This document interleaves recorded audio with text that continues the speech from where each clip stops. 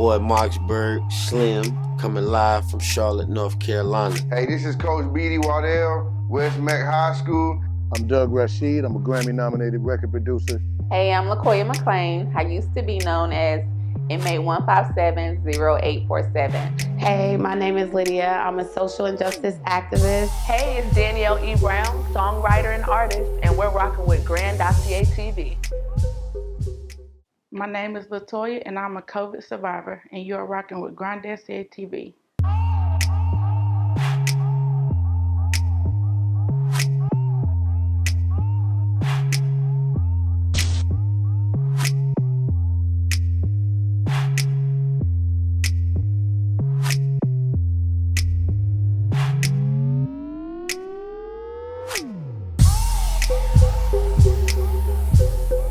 Welcome back to Grandosiá TV, where I'm here with my friend Miss LaToya, that's here sharing her COVID story with us today.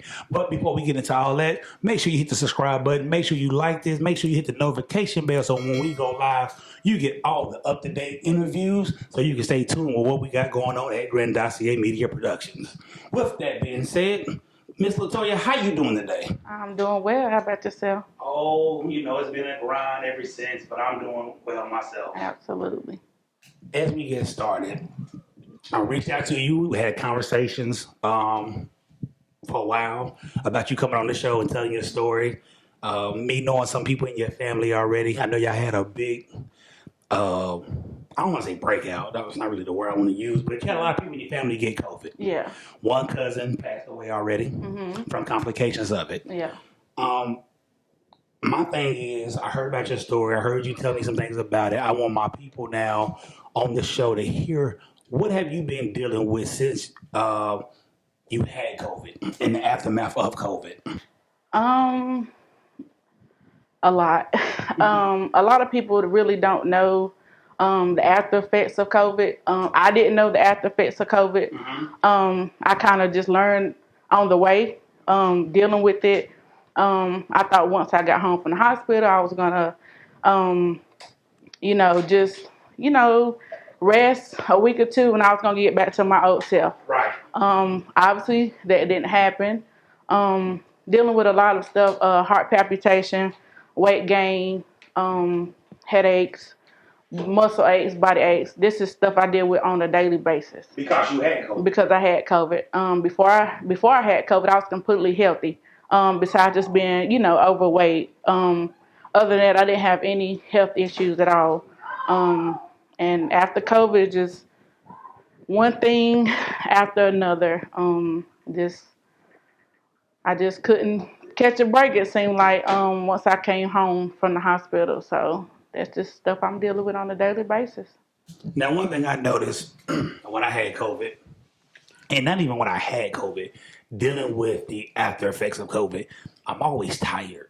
My body doesn't feel the way it should. Right.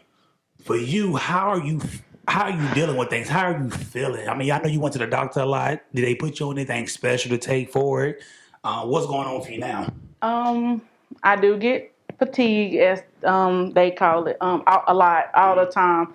I don't think people understand the after effects of COVID. A lot of people, just think, oh, you caught COVID, you got a cold, you got a fever, and that's it. And it's totally not. It's days where I don't want to get up. I'm going to have to push myself to be a mom, push myself to go to the grocery store because I'm just tired. And I have no reason to be tired. I can have done anything. I could have done nothing for a day or two, and I just wake up and be like, have to push myself to just do small things like clean up around the house and, just stuff like that. So the fatigue is really a big issue as well with that too.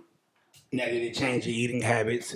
Did it change the way you do other things? I know with me, my wife can cook, so I used to get down eating. Right. Now it has to be like really, really, really, really good for me to want it, or for me to say I'm gonna force myself to do it, because I don't even want to eat no more. I done lost 15 pounds because I just don't eat. Right.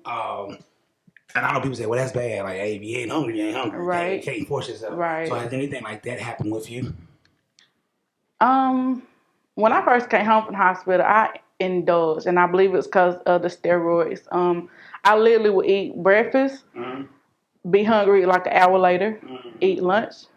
An hour later, I'm starving, like stomach growling, starving. Like then I'm starving because my body's so filled with the steroids from being hospitalized. I would just eat, and eat, like.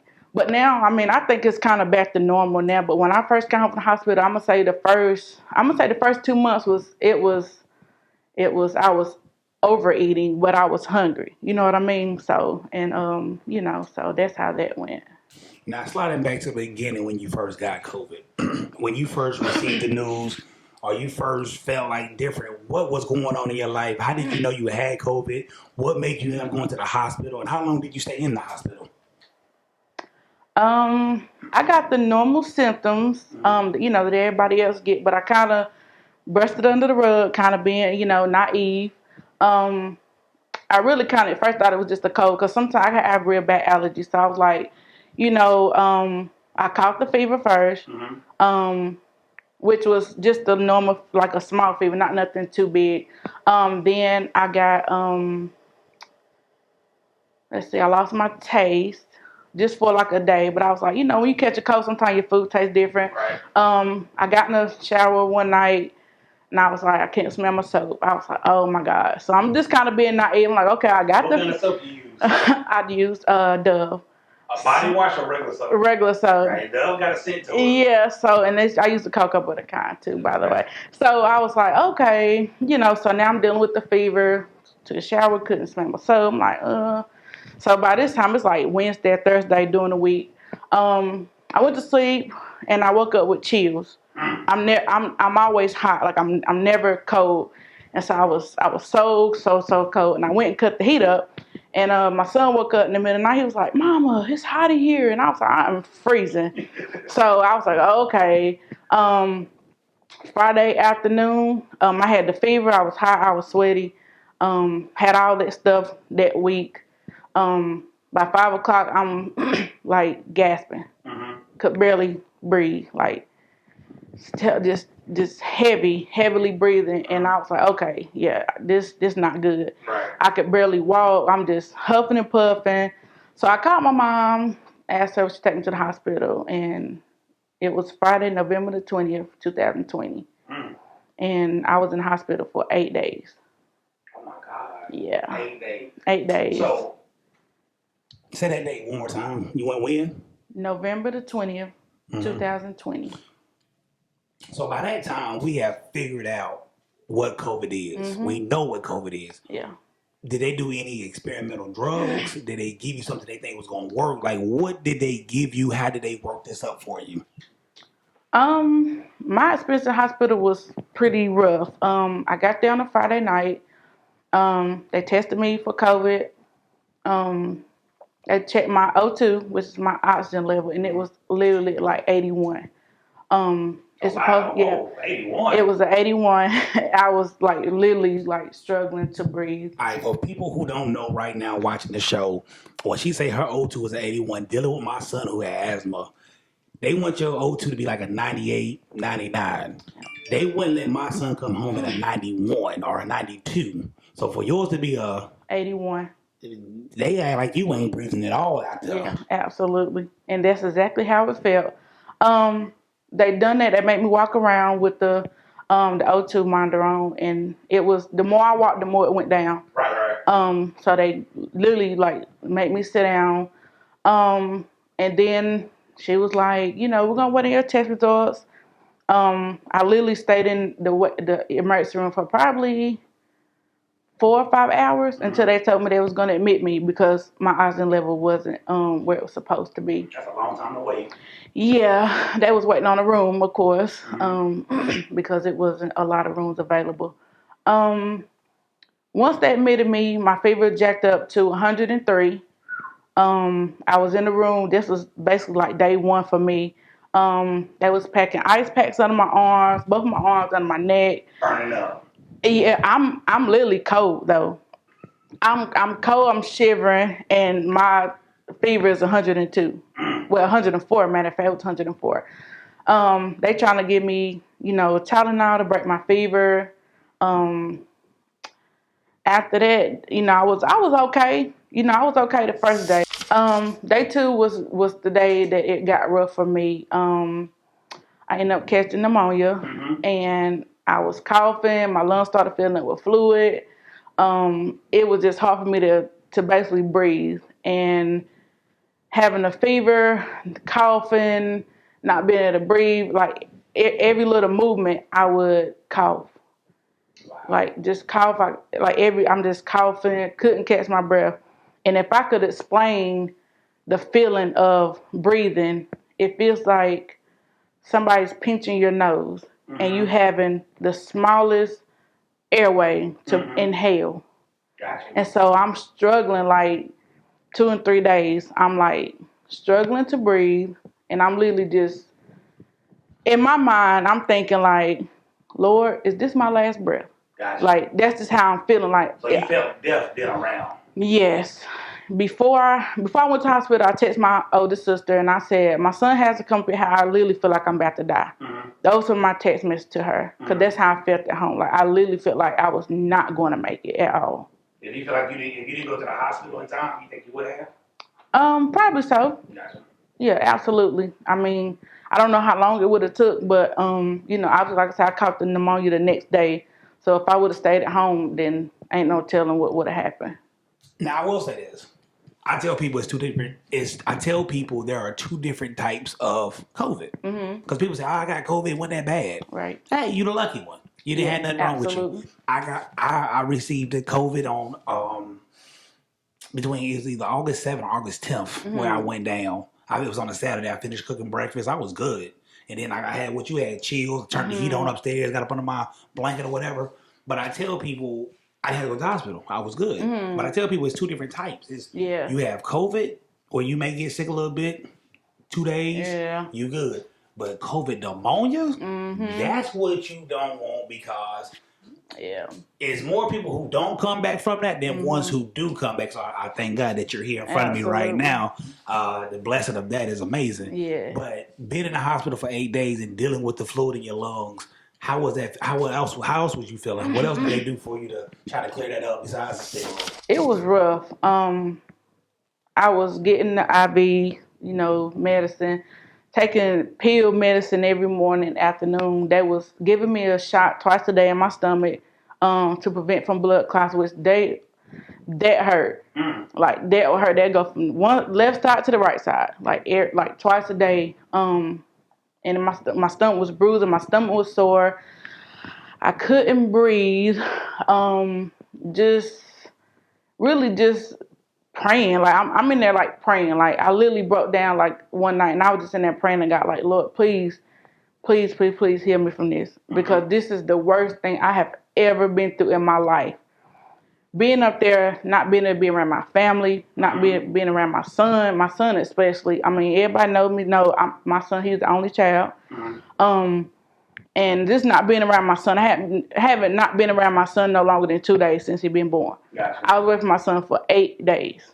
Not really wanting to FaceTime him as much. I hooked up to all this stuff. I'm having oxygen on my nose, all this, stuff hooked up, and I didn't want to FaceTime him every day because I didn't want him to see me like that. And so just, kind of just calling him, regular. It was during Thanksgiving. So I couldn't be around my family. That was a big thing for me. I'm very family oriented. I love my sister, my mom, my niece and nephews, my son. And just not being able to be around them on Thanksgiving was really depressing for me. Like I literally woke up Thursday and was like, oh my gosh, like it's Thanksgiving. I'm looking on Facebook and people, celebrating with their family, and I'm just in there crying, depressed. It was a lot. It was a lot. So as you leave the hospital and you come home, what's some of the things that COVID did to you? Did it change your appearance in any kind of way? When I came home from the hospital, like I said, I thought I was going to be okay. I thought I was going to rest for a week or two, and I was going to be back to the old Toya. unfortunately, that hasn't happened yet. I'm still waiting on that. So I went home. I knew I was going to have shortness of breath. I knew that because they told me I had a partially collapsed right lung. From COVID? From COVID. Oh, wow. Yeah, so I knew I was going to have shortness of breath for a while. Didn't know how long. So I was just at home and I was dealing with the stuff for a couple of days. I went to sleep, took a nap one day. I woke up and I could literally not move my body. It felt like I got hit by a bus. It was hurt to touch my own body. I was just woke up sore from a nap, and I literally just, it was horrible. So I ended up going back to the hospital 4 days after I came home. They diagnosed me with something called musculoskeletal. It's a joint and bone condition where your nerves and stuff in your body just ache, hurt. Are you still going through that now? Yes. Was that brought on from COVID? Or? Yes. Okay. Yeah, I had no health issues before I had COVID besides just being overweight. I had no health issues at all. So the feeling was it felt like the pins and needle feel. You know, like when your hands fall asleep. I felt it from my ankles all the way up to my thigh on both legs. My arm from my fingers all the way up to my shoulder, both my shoulders. And it never went away?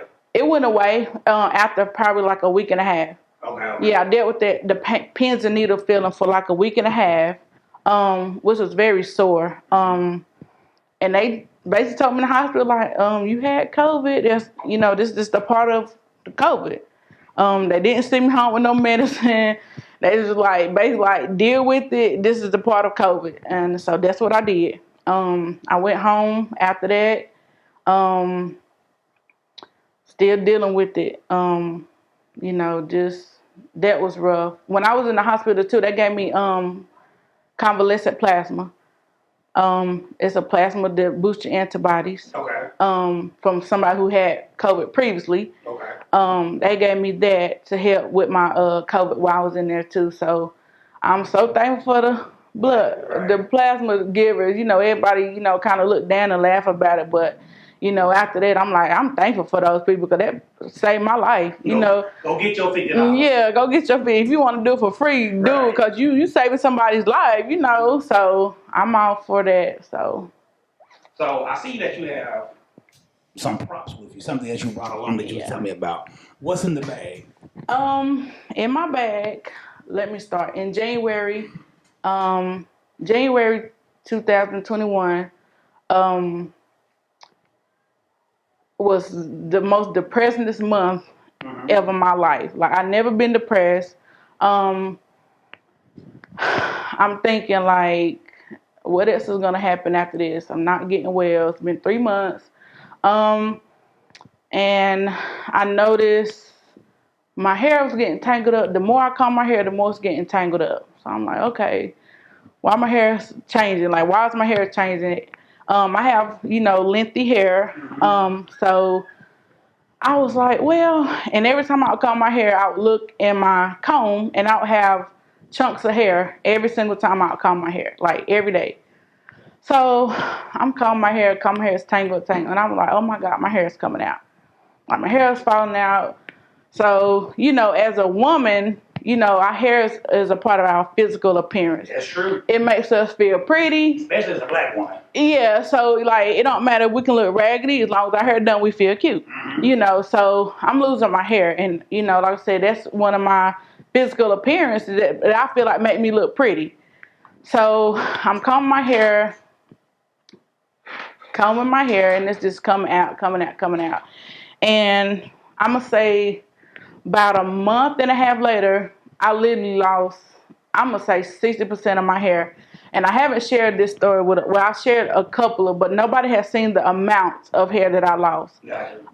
So I can, yeah. Let's see.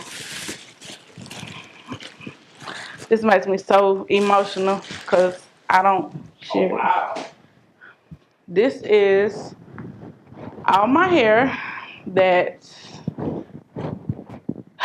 came out in January. Yeah.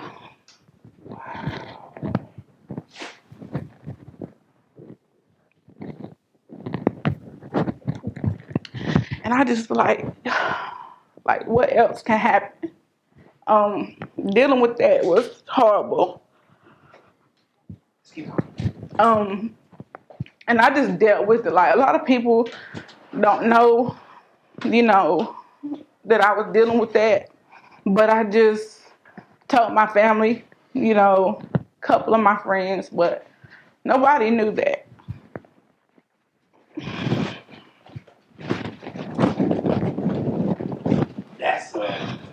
That's when you told me over the phone that you lost hair. I'm thinking like, maybe just a little bit. Right. You And know, it's right. That's a lot. Yeah. So of course I keep, my weave in now, because this make me feel insecure. It's still long, but it's very thin.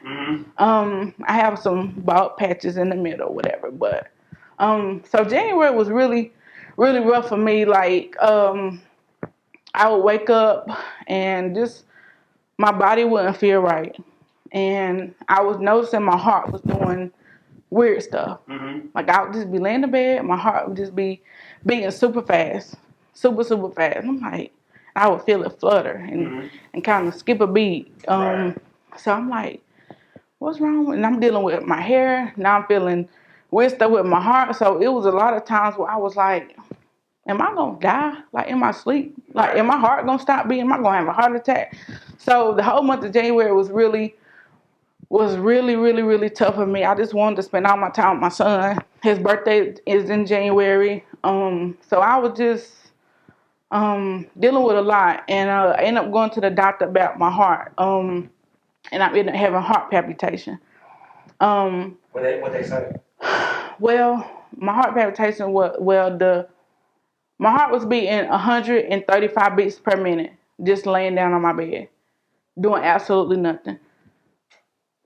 And I know, I watched a TV show called NCIS LA, and Hattie is the big time police chief or over them or whatever.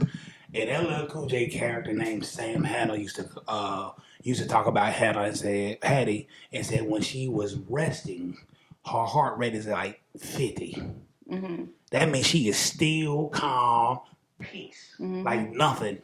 So for you to be at 100 and we said 30, 130. your heart is in overdrive with a Fast and Furious NOS tank connected to it, beating every day. Yeah. That is crazy.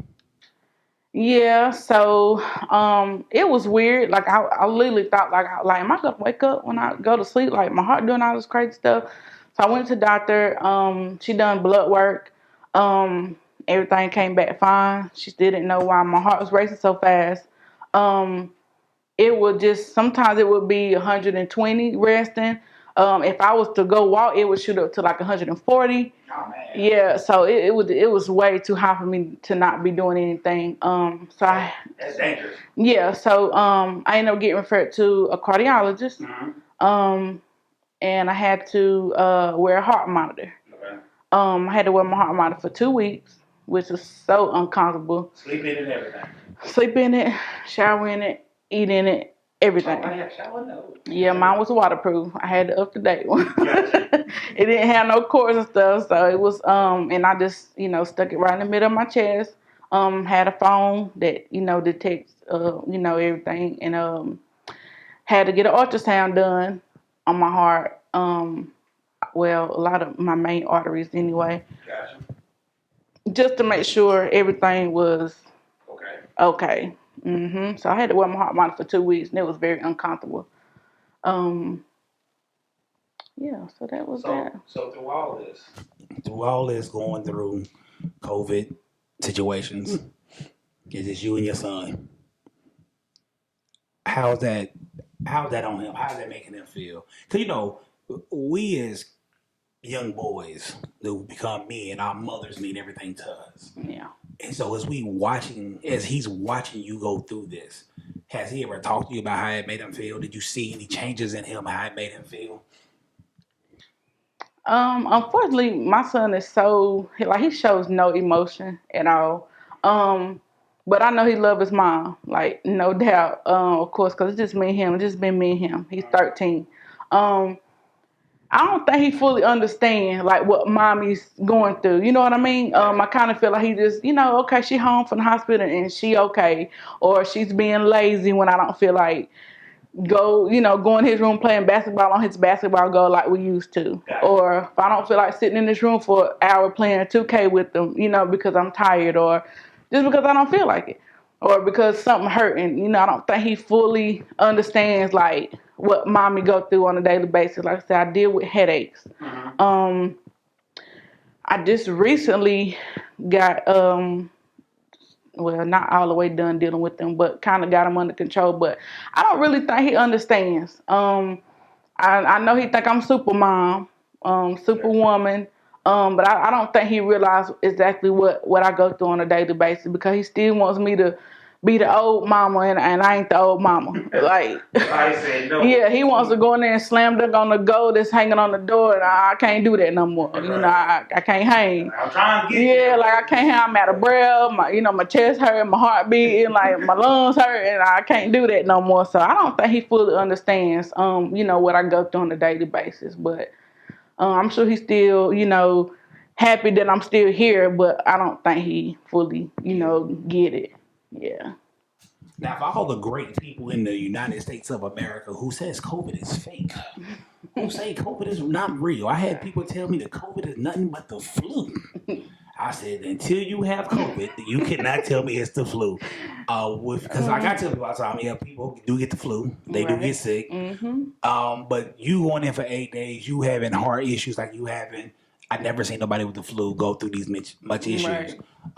Some other people I know as well. This young lady that I'm gonna bring on the show later on who had to learn how to walk all over again due to COVID. What would you say to people who sometimes forget that COVID is still out here and COVID is a very real situation? I tell anybody, people don't take it serious until it hit home. True. I mean, you can tell people how they COVID real. I had COVID, my friend. Until you go through COVID, I don't think nobody's going to take it serious.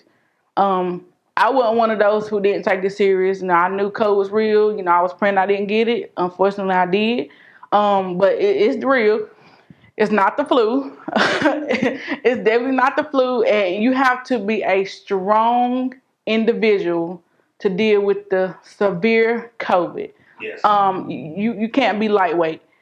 That's just my opinion. You have to be tough mentally, physically.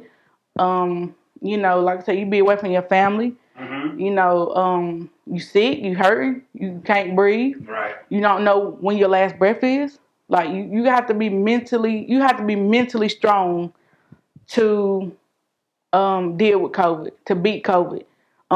If you weak, it ain't for the weak. It's not. It's not for the weak. I say it till I'm blue in the face. You have to be strong because it is definitely not flu. It's not, it's not the flu at all. And people have so many problems after COVID. It's literally impossible for you to say it's the flu. People get the flu and they good in a week or two. Yeah. People are not having heart issues. Having bone issue, joint issue, learning how to walk. When I came home, I wasn't walking the same either. I was not walking the same either. It took me a while to walk. No, I still don't walk normal to me sometimes. Gotcha. If I sit too long, my body hurt. If I stand up too long, my body hurt. So, it's just, it's not the flu. I tell people that until you get it, until you get it, you can say it's the flu all day long. Oh, yeah. Yeah, that's like my wife. My wife, she worked with some guys. He's this is how you know money doesn't mean everything. He was a partner of the company that she worked for. If I remember the story correctly, the partners came together and sold the company to a bigger company. I think 2 of them died. One of them is Fight for Life. trying to learn how to walk again, talk again, go through from a child, from a baby standpoint, back to being an adult again within a matter of time. So he's basically being Benjamin Buttons right now. Right. But just let you know, like, money doesn't mean everything, because you did all this to sell something, walked around your office with no mask on, feeling like, you know, COVID was fake, and now you lost 2 people. Right. You know, because there's no coming back from death. That's one thing. You can come back from anything, but you can't come back from death. Right, absolutely. So I just tell people, man, it's like, hey, you got to take this thing seriously. Yeah. So after you dealt with having COVID, after you came home, what changes did you make for self to say, you know what, I'm going to wear my mask, or I'm going to make sure I got my hand sanitizer, or I'm going to make sure I'm not around big crowds? Because I still see people go out to concerts. They go here, there, everywhere. You know, I don't know if you got vaccinated or not. I know I did, and still got COVID. And you know that they made me what is it? They called it a breakthrough case or whatever they called it. But I tell people, I'm glad I had the vaccine though, because the way I felt, it felt like me and Jesus was about to see each other real soon. Absolutely. So, but what changes did you make though when you came home from the hospital? I really didn't make too many changes. I wore my mask. I had my sanitizer in the car. Everybody knows me. I'm not a big crowd. I don't be around a lot of people. I'm a homebody. I like to be at home. I'm at home all the time. And that's the number one question, what I get asked all the time. Toya, how in the world did you catch COVID? Like, you at home all the time. Like, how did you catch COVID? And my answer is, I have no idea. Gotcha. Must have been one of them times I went to the grocery store. But I really think I caught it. My sister is so in denial about this, but I'm going to tell her why I'm on this camera. She had a surgery November the 6th. 2 weeks later, I'm in the hospital. So I think I got it from her, but I could be wrong. You know, it's no. You can't say, "Oh, there go COVID." That, you know, it's no thing. But no, I wore my mask. I took my mask everywhere. I took it serious. I had my sanitizer. I still do wear my mask, and I still don't go around a lot of people. I have anxiety. Like I'm scared to be around people. Gotcha. I'm just now kind of, you know, wiggling out my shell a little bit. Just trying to enjoy second chance at life, really. I tell myself all the time, I'm going to do a little bit more. I'm going to go hang out with my family, or I'm going to go, you know, to this. And I was just like, oh, my God. Like, I still have anxiety. And also, I am vaccinated. I'm glad you brought that up. And it was not no question for me. Gotcha. I tell anybody, if I had to, you know, everybody say, oh, you get the COVID vaccine, you're going to die, and they trying to kill you. And I tell anybody, if I had to choose between dying from COVID-19 or dying from the vaccine, shoot me up and take me on home. Because I do not want to have that ever again in my life. I'd rather die from getting the vaccine, and that just be it. I don't want COVID no more, so. Me and my cousin tell all the conspiracy theorists, Yeah. You don't make enough money, or we don't have a big enough voice for them to want to kill us. If the government want to kill you, there's plenty of ways they can do it. Food is the number one way. Okay. Because all we do is eat in America. Right. So you don't make enough money, and your voice is not big enough. Right. So I tell people all the time, like, yeah, they ain't trying to kill you, man. Right. They're trying to really help you. Yeah. We've been taking vaccines all our life from the early 1900s on up. We've been taking vaccines, everything. There's a list of things I see every day being in the school system of vaccines that kids have to take if they can't be in school past 7th grade without them. Yeah. So it's, trust me. Right. You know, don't give me, well, it took them 32 years to do this and this vaccine was only done. No, listen. The vaccine was based off of something else. And they worked it. They knew certain things could work in your body, certain things couldn't. So it could do it faster. Right. Plus, man, we in 2021, you don't think they can't rapidly make something? Right. I mean, come on. Right. But I'm glad that you're here. I'm glad that you're willing to tell your story. Hopefully your story can save somebody else. Your story can make somebody else want to put their mask on or go get vaccinated. I hate that you had to go through that. Because I remember you on Facebook before COVID-19, before 2020 came and ruined life. You was on Facebook, the biggest, personality, smiling, got your lip gloss popping, and everything. You had to, being you. Right. And then you just faded on me. Yeah. And I'm sad that you had to go through that, because that's Listen, I'm a bald-headed guy, y'all. And I'm jealous that she lost it. I'm like, oh, I'm sad. Like, oh, look how the hair she lost. Like, that is tough. I would be. Yeah, it was definitely tough. It was definitely tough. But I hope God bring everything back to you, tenfold, that you can, get your life back and I enjoy things appreciate you did. So, anything else for the people? Anything else? Mask up. That is all. Mask up. There you go. Hey, everybody, make sure you hit the subscribe button. Make sure you like this video. Make sure you hit the notification bell so you can get all the new updated videos that we have here at Grandosiá TV. And with that being said, we out.